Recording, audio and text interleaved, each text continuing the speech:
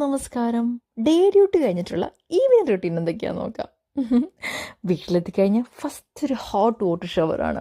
അതിലൂടെ കിട്ടുന്ന റിലാക്സേഷൻ വേറെ ഒന്നിനും തരാൻ കഴിയില്ല. പിന്നെ നേരെ പോയി അനൂർ ബേബിയുടെ ഹാൻഡ് ഓവർ എടുക്കും.